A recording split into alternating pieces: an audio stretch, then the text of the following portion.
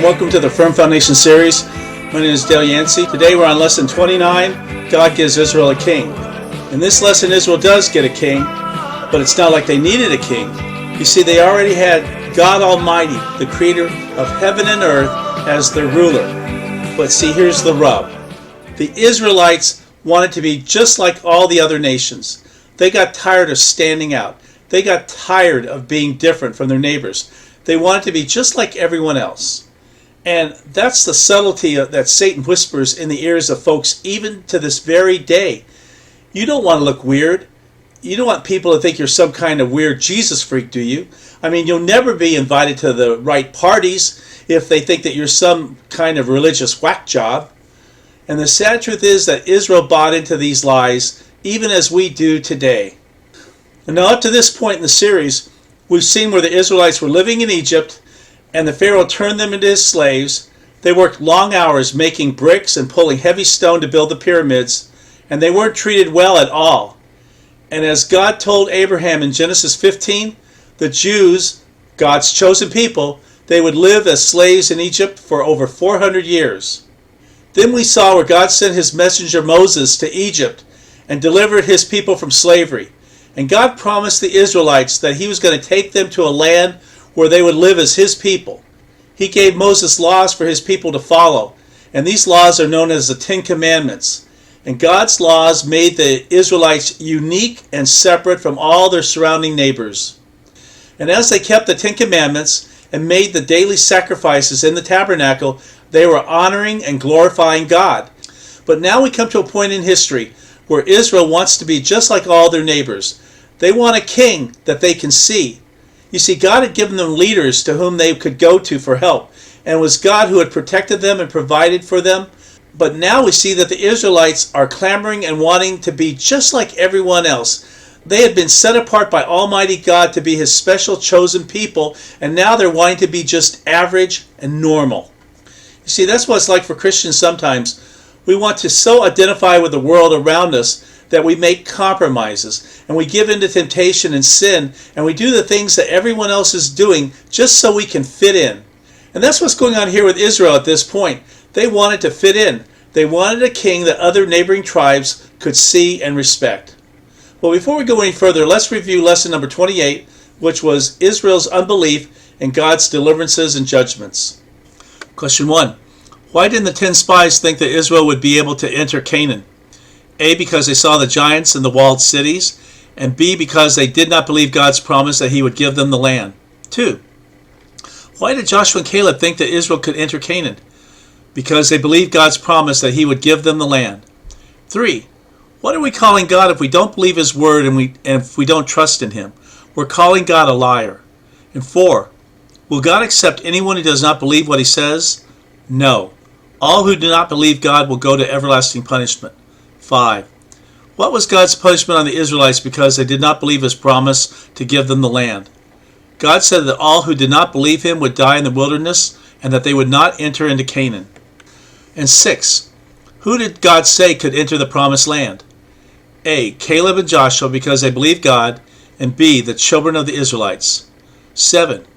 What should the Israelites have done when they needed water? They should have trusted in the Lord. 8. Why did the Lord say that Moses and Aaron would not enter the promised land? A. Because they did not trust and obey him and thereby honor him as holy and perfect before the people. Instead, they showed their anger. And B. Because Moses struck the rock instead of speaking to it as God had instructed him. 9. What did the Lord do to punish the Israelites for their unbelief? The Lord sent poisonous snakes which bit and killed many people. 10. Who, like a snake, has bitten all people and brought death into the world? Satan. 11.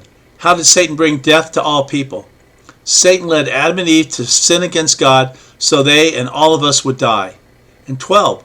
What did God tell Moses to do to save the Israelites from death? The Lord told Moses to make a serpent out of brass and put it on a pole. 13. What did those who had been bitten by a snake have to do in order to be healed? They had to look at the snake on the pole. 14. Did the snake of brass have magical power to heal those who looked? No. 15. Who healed those who looked? The Lord did. And 16. Did they deserve to be healed? No. They were sinners and they deserved to die. And 17. Why did the Lord heal all who looked? A. Because he's loving, merciful, and gracious. B. Because they believed his promise and looked at the brazen serpent just as he commanded. 10. Did anyone who looked at the snake on the pole die? No. God always does what he promises. A. Introduction. God showed his people his love and power as he led them through Moses to their promised land. And he promised his people that if they obeyed his laws, they would live a life of peace and would experience his blessings. The Israelites settled into the land that God gave them, and he gave them leaders whom they could go to if they needed any help with any of the difficulties that they had. And these leaders would ask God for wisdom, and he would give the leader the right answer to the problem. B. God's people demand a king. Now, whether God's people realized it or not, they had a mighty king who ruled over them, and he kept them safe from their enemies. But they could not see him, but he was never far from them because he spoke to them through his messengers. Let's read 1 Samuel 8. Then all the elders of Israel gathered together, and they came to Samuel at Ramah. And they said to him, Behold, you have grown old, and your sons do not walk in your ways. Now appoint a king for us to judge us like all the nations. But the thing was displeasing in the sight of Samuel when they said, Give us a king to judge us. And Samuel prayed to the Lord. And the Lord said to Samuel, Listen to the voice of the people in regard to all that they say to you. For they have not rejected you, but they have rejected me from being king over them. Like all the deeds which they have done since the day that I brought them up from Egypt, even to this day, in that they have forsaken me and served other gods, so they are doing to you also. Now then, listen to their voice. However, you shall solemnly warn them and tell them of the procedure of the king who will reign over them. Now at this time in Israel's history, God's leader over his people was Samuel. And Samuel obeyed God. He led his people faithfully. But because Samuel was getting old, he allowed his two sons to be judges or leaders over the people there in Israel. But Samuel was still the main leader, and he was the last judge of Israel. Well, God's plan was to send a deliverer into the world, and he chose the Jewish people to be his people. And from the Jewish people, the Savior would be born. It was important for his people to be set apart or to be different from all the other nations who did not love God or fear God. Is it any different today for believers? I mean, in many ways, we're so similar to the Israelites. When we believe in the Messiah, the Savior that God promised to send, he sets us apart from those around us who do not love and fear God.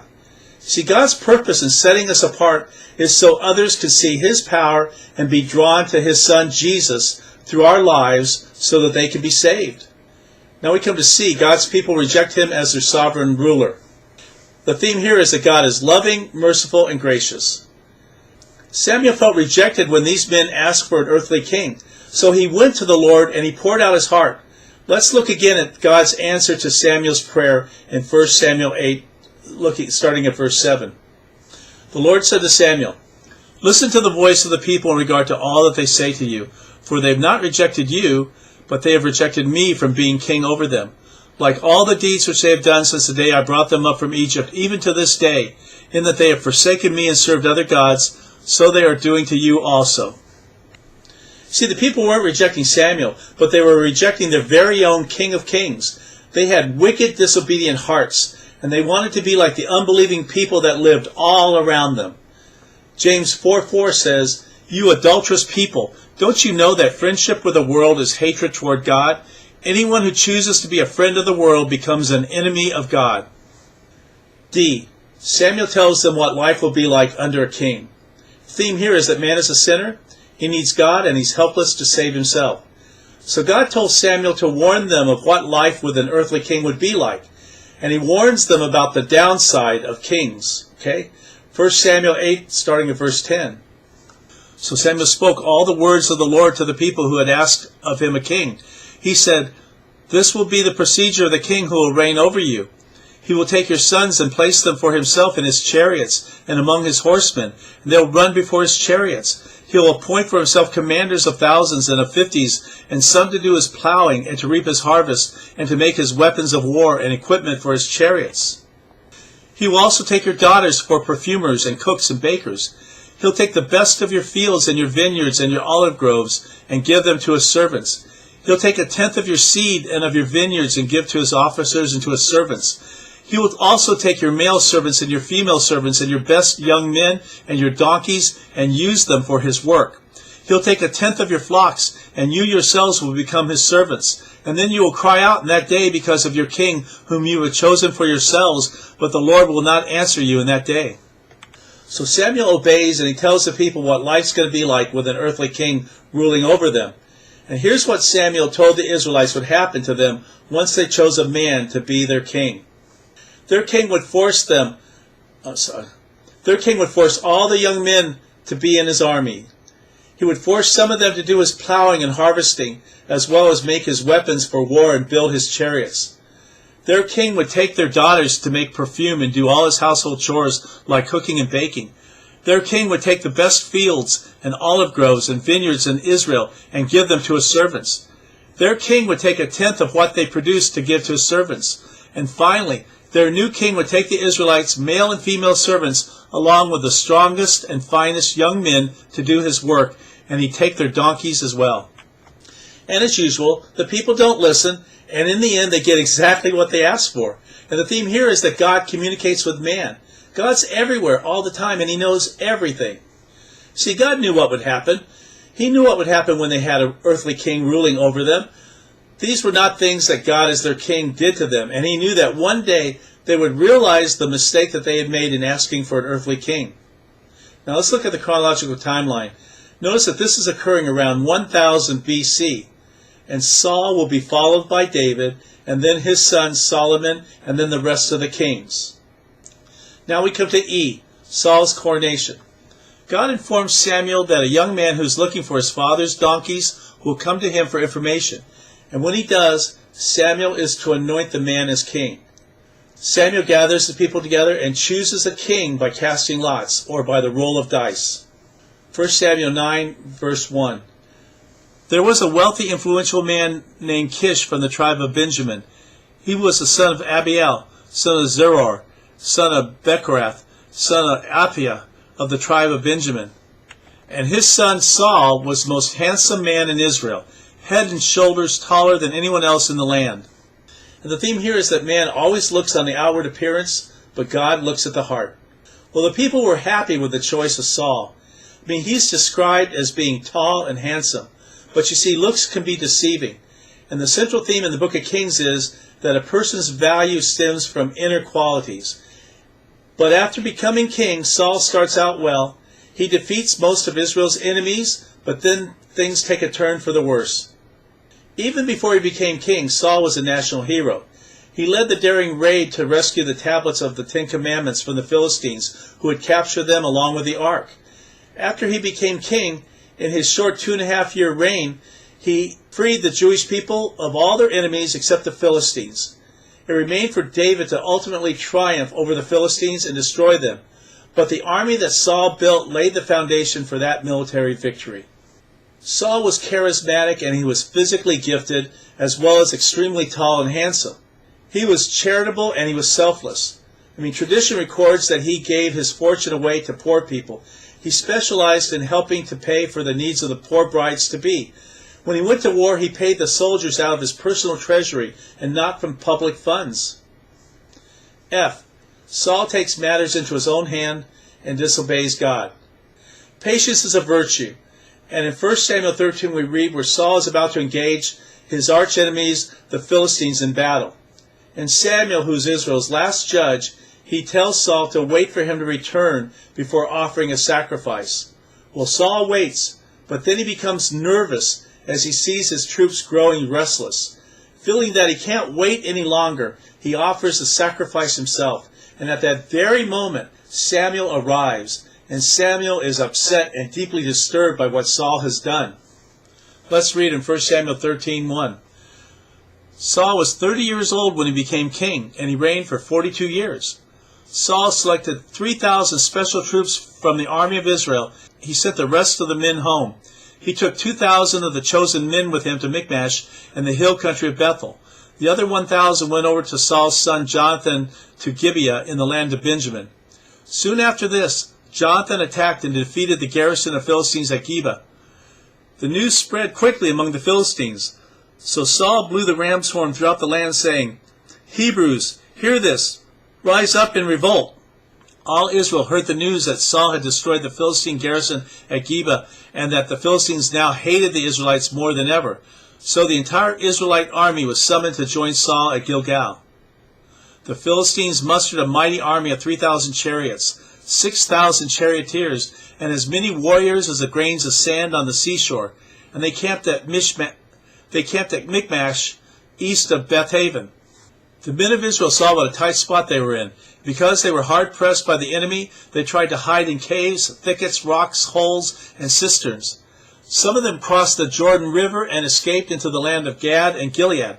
Meanwhile, Saul stayed at Gilgal, and his men were trembling with fear. Saul waited there 7 days for Samuel, as Samuel had instructed him earlier. But Samuel still didn't come. Saul realized that his troops were rapidly slipping away. So he demanded, Bring me the burnt offering and the peace offerings. And Saul sacrificed the burnt offering himself. Just as Saul was finishing with the burnt offering, Samuel arrived. Saul went out to meet and welcome him. But Samuel said, What is this that you have done? And Saul replied, I saw my men scattering from me, and you didn't arrive when you said you would, and the Philistines are at Michmash ready for battle. So I said, The Philistines are ready to march against us at Gilgal, and I haven't even asked for the Lord's help. So I felt compelled to offer the burnt offering myself before you came. How foolish, Samuel exclaimed. You have not kept the command the Lord your God gave you. Had you kept it, the Lord would have established your kingdom over Israel forever. But now your kingdom must end, for the Lord has sought out a man after his own heart. The Lord has already appointed him to be the leader of his people, because you have not kept the Lord's command. Samuel then left Gilgal and went on his way. But the rest of the troops went with Saul to meet the army. They went up from Gilgal to Gibeah in the land of Benjamin. When Saul counted the men who were still with him, he found that only 600 were left. So not only did Saul overstep his boundary as king, because the sacrifice was supposed to be done by a priest, but the fear that precipitated the action demonstrates that he doesn't believe that God is the one who gives Israel its victories. As a result, Samuel tells Saul that his days as king are numbered. G. Saul demonstrates how not to obey God. The theme here is that God is faithful, he never changes, and the theme is that God communicates with man. Because the Amalekites had attacked the Israelites unprovoked during their wanderings in the wilderness under Moses, God commands the Israelites to attack and kill all of the Amalekites, men, women, children, and even livestock. Let's read what happens in 1 Samuel 15, starting in verse 1. One day Samuel said to Saul, It was the Lord who told me to anoint you as king of his people, Israel. Now listen to this message from the Lord. This is what the Lord of heaven's armies has declared. I have decided to settle accounts with the nation of Amalek for opposing Israel when they came from Egypt.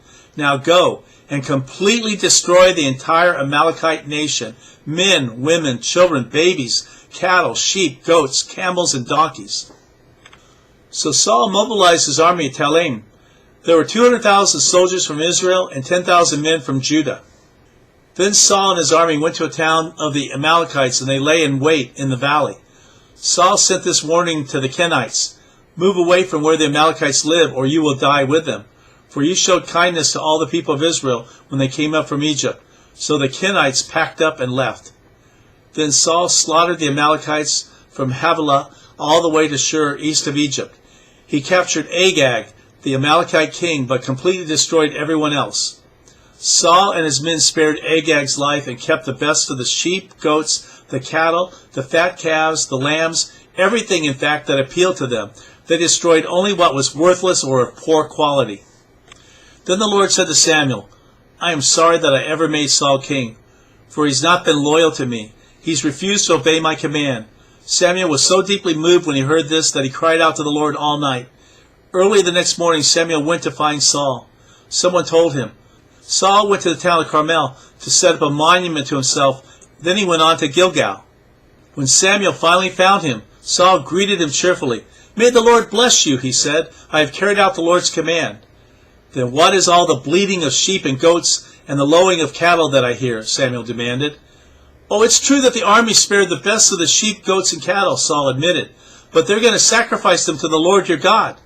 We have destroyed everything else. Then Samuel said to Saul, "Stop! Listen to what the Lord told me last night." "What did he tell you?" Saul asked. And Samuel told him, "Although you may think little of yourself, are you not the leader of the tribes of Israel? The Lord has anointed you king of Israel.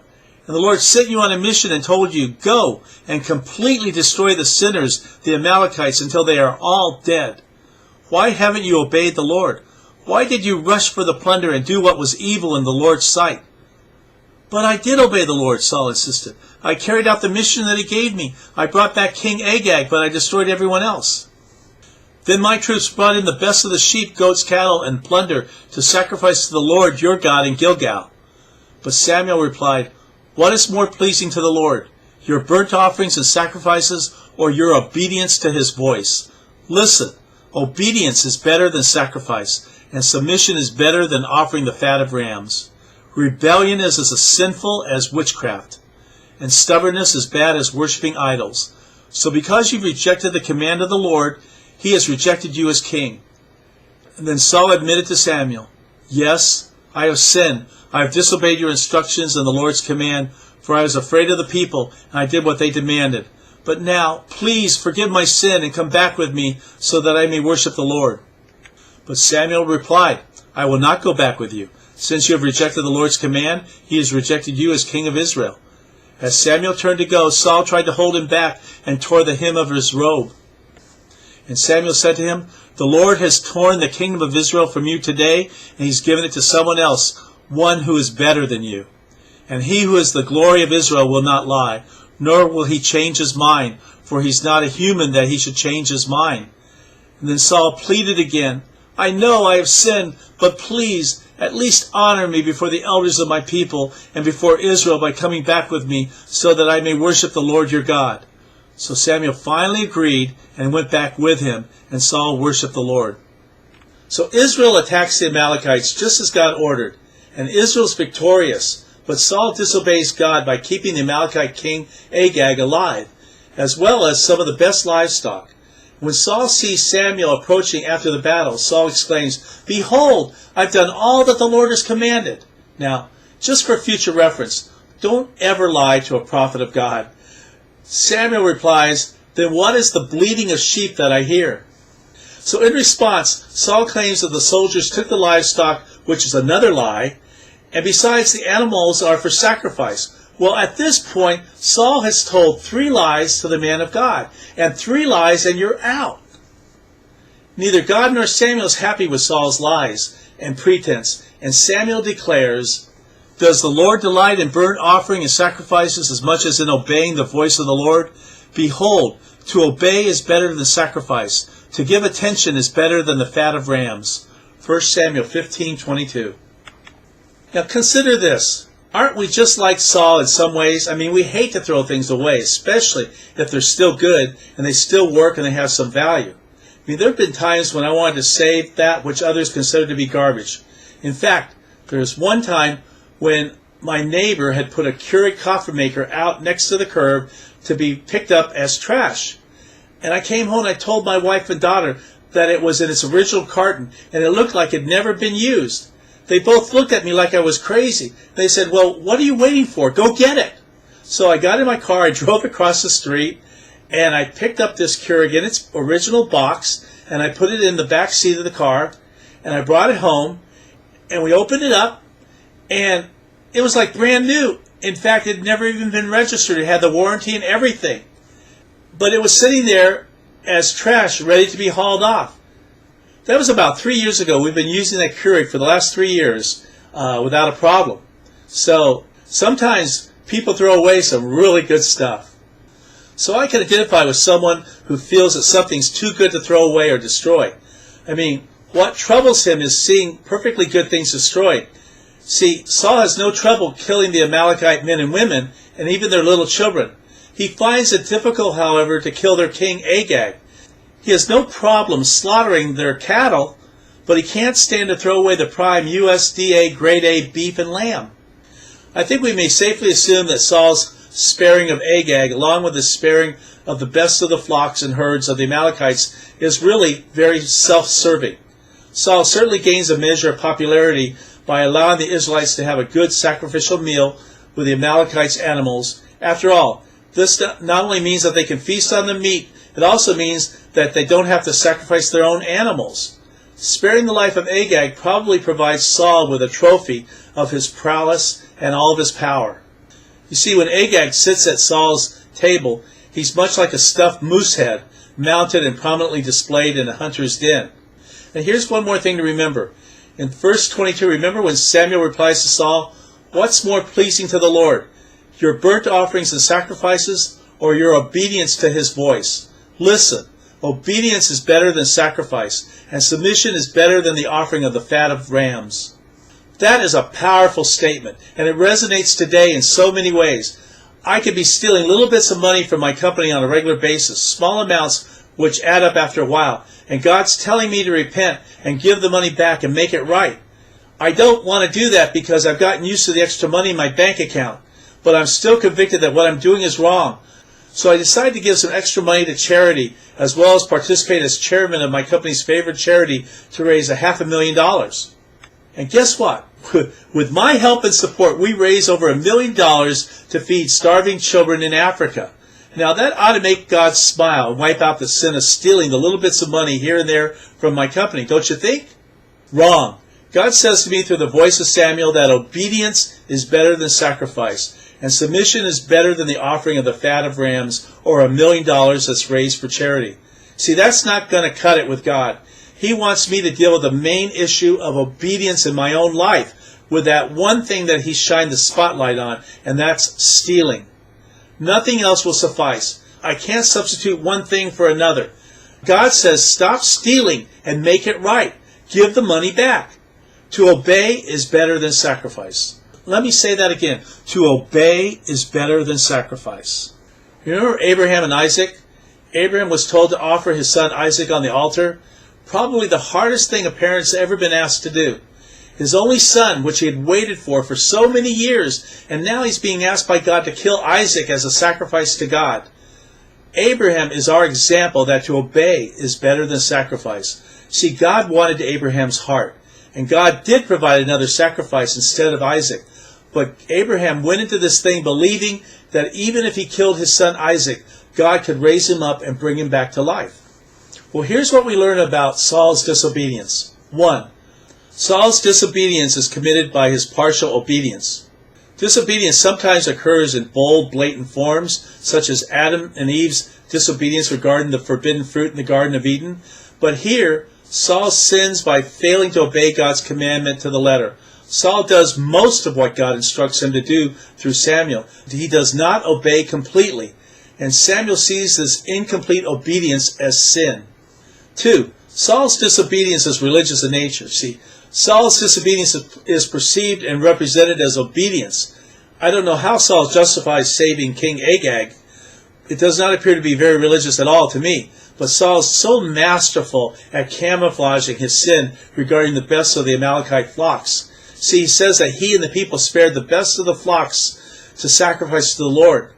Now, they may have indeed intended to do this, but their motivation is probably self-serving. The slaughter of all the cattle, as God has commanded, would be a sacrifice as well, but the people will not be able to eat any of it.